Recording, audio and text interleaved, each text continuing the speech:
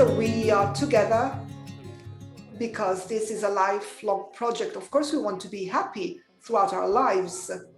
We have thought about it very carefully and we want to be happy together. I always want to be with the person I love.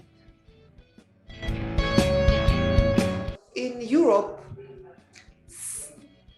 for every 10 person who have said, yes, we want to be happy the whole life, the interpreters apologize, but the subtitles go too fast for us to translate. So what is this? A revolution in marriage? No. It is a revolution of how you get to marriage.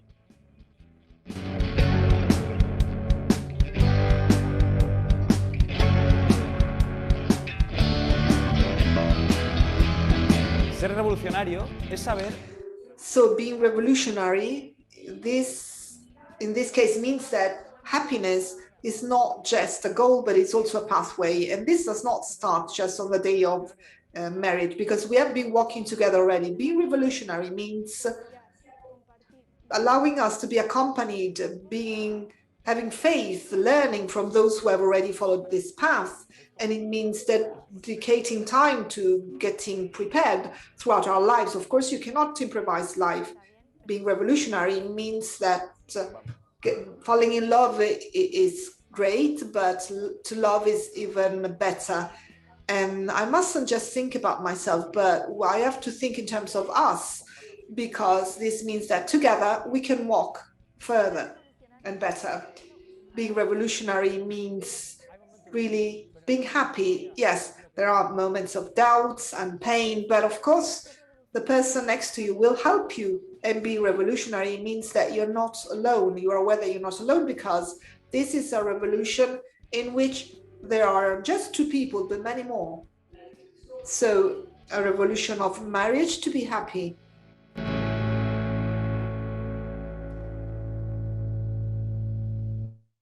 Bueno, lo primero, muchísimas gracias.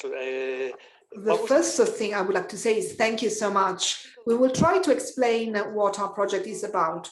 It was explained by Gabriella, but let us speak about immediate preparation. As we saw it on the video, we call it a revolution of love. And as Benedict XVI said,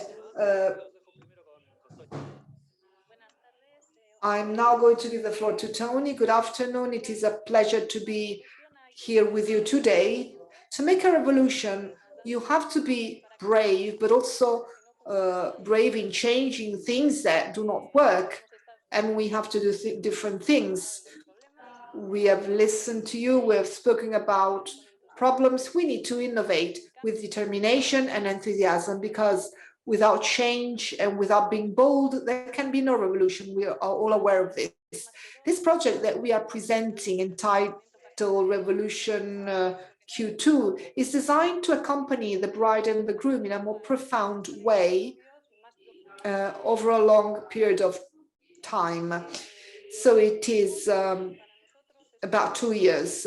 So for us, this project is an experiment, an experience for a preparation to matrimony that has to be different. We want to be revolutionary.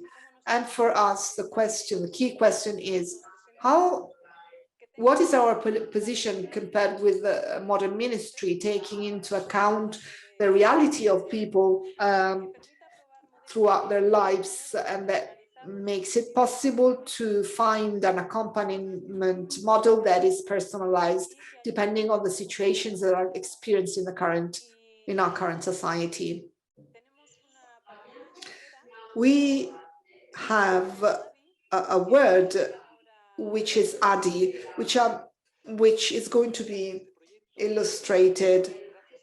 First of all, I would like to say that this project, thanks to the Spanish Bishops' Conference, was developed by the Bishop Conference and by Laity. So 14 people have cooperated to this, and we have worked together because we must work this way with bishops, with the priests who have really supported this project. So it is a very good project with the betrothed. Instead of giving them a preparation of 2 or 3 days, a short course before marriage, we try to prepare them in a better way. And we had been thinking about it before Amoris Laetitia, but this exhortation was really helpful. So what is the essence of this project?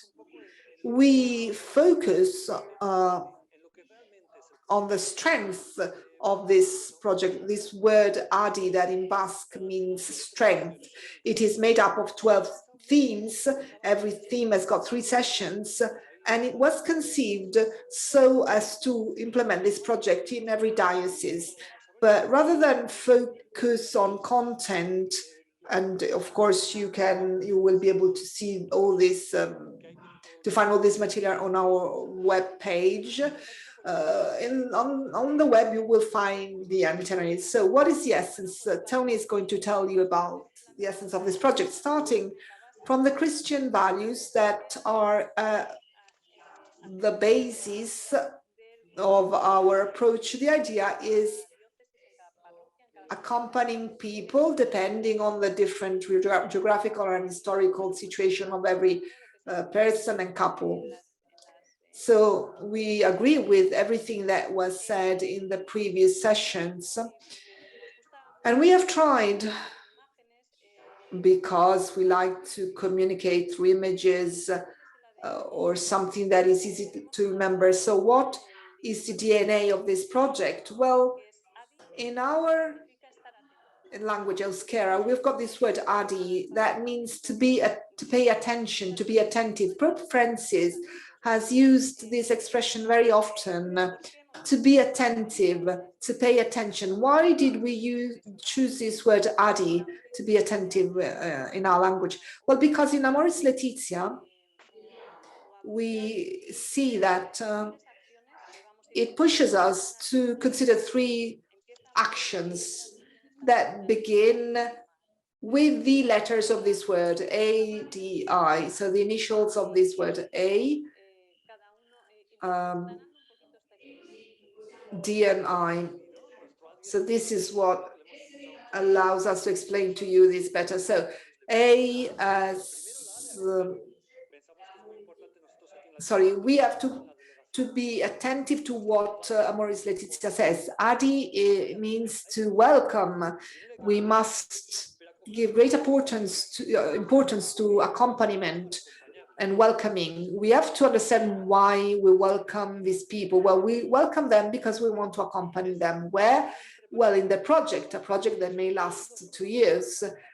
And people have to discern their vocation to marriage. So A as in acoger, to welcome, and A as in accompanying. Riccardo Muti is an Italian director,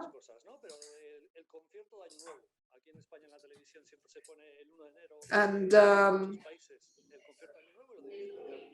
so Riccardo Muti, you know, also is a conductor, and he conducts a yearly concert every year, end of year concert. So yeah, a friend who did not earn enough money to be able to get to the end of the month, and Riccardo Muti decided to help him, and the policeman wasn't so sure because and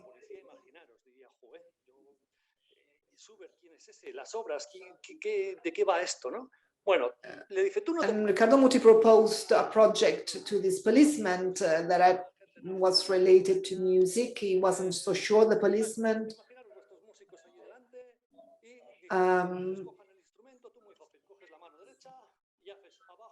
So he decided to teach this person how to conduct and to teach him what to do when people have to play in an orchestra.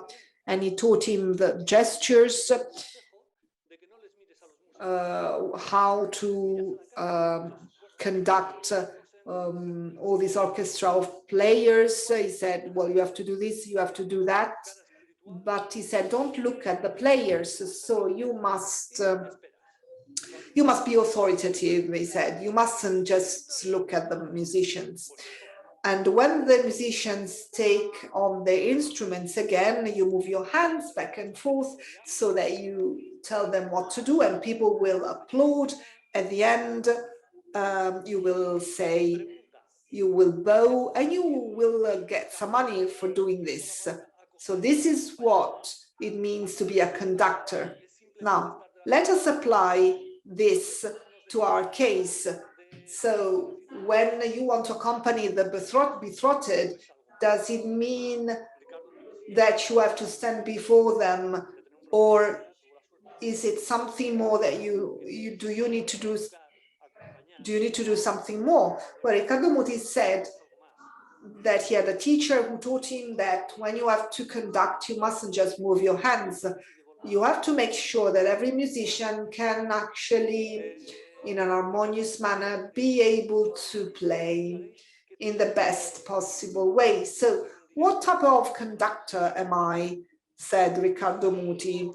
Do I just move my hands, or do I really try to bring out the best of every person in an harmonious manner? And Riccardo Muti said, well, I think that a conductor does not just limit himself to move his own hands.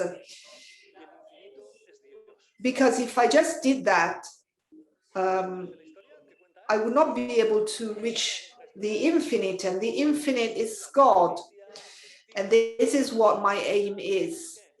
So do you like this anecdote? I see that there are so many people from all over the world. So we want to know if you like this anecdote. We think it's a nice anecdote because welcoming and accompanying is not just moving your hands. You have to take a further step ahead. I'm not a policeman who is conducting an orchestra, of course. We all have got different roles to play, and it is important to know what we are doing. So accompanying this catechumenate is important, and we must all do what we can do and feel like doing. And another thing we would like to say is that we must accompany the processes all the time, 24 hours, well, all throughout the year, not just organize meetings. So we must pay attention, we must accompany, and Pope Francis has highlighted this in all his exhortations. Now let us move on to letter D. What does it mean? Well, D means discernment, and also disfrutare, which means to enjoy. Well, in English it doesn't work, of course, this acronym, but the aim is helping the betrothed to reflect and think, and to learn to fish, so to speak. So for us, this is important, and it is a matter of including discernment and critical thinking, because this helps people grow. We have to ask ourselves this question: why is it important to get to know each other? And must I strengthen my talents, my gifts? And if I do not do that, what is the impact that this will have on me? And what is going to be the impact on my spouse? And the second aspect is discern, starting from pastoral itineraries. So how can we start this project? Who can initiate them? How can we overcome difficulties and resistance, inertia? We cannot continue to do everything just by waving our hands like a conductor. It's a huge task, but it is also an urgent and a necessary one. We need people who are well formed, who are capable. So how can we promote all this also in order to attract people? Can we approach people in a fun way? Well, Yes, we can, and you will now see a game, something playful. Pay attention so you can also learn our own language. And while we reflect, we can also enjoy what we are doing. It's not usually mutually exclusive. So there's an image we would like to show you. Just wait, bear with us for a moment. So you can see this slide.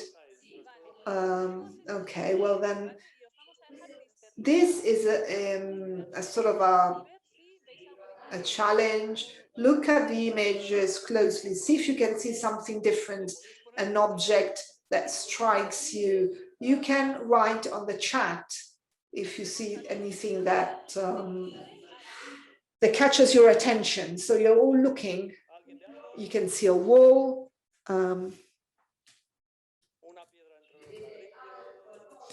Can you see anything? There's a stone, perhaps a stone, something. And then another image. What do you see here? Had you seen this? Had you realized? Well, some of you had. Did you notice anything? Well, if we had proposed a solution right from the start, we would have missed this moment of reflection, of discernment. So we have presented the solution very quickly, but sometimes this is not what happens in reality. So the solution doesn't come up so readily. So sometimes we give an answer quickly, but we shouldn't do that. And this is a mistake that we make. And for this reason, this project encompasses an itinerary which is really longer and that can actually follow people in the various rhythms of their lives to be able to really truly revolutionize things. Well, we need fun, we need enjoyment, and we need discernment. So we have to go beyond magic recipes and really believe in accompaniment. And now we would like to conclude with letter I. So accompanying, discerning, as Toñi said. And then we come to letter I. And then it can mean to integrate. So integrating is very important. Accompanying these young people, being with them, integrating them in the religious community. So we think that this I is very important, the I of integrating, but also the I of innovating. And here too, there is another little game that we want to play. Okay, we can see all of you cross your arms as I just did. Goffredo Leonardi, very good indeed. So you have crossed your arms fine. Now, so innovating, sometimes we speak about innovation. Goffredo, you did very well. Let's say that it's easy, but then we have had to think, and this came, and it was difficult. And so we think that people do things well, but they've been doing the same thing, all of them. And why is that? Because we are used to doing things always in the same way, but this project is something else. It means to innovate. We have to get out of the path that we normally follow. So what are our conclusions, Toñi? Well, we have spoken about binomial. The DNA of this project is accompanying, discerning, having fun, innovating and integrating. Well, this is what a ministry can consist of in the case of long paths that will allow us to achieve this revolution we have been talking about.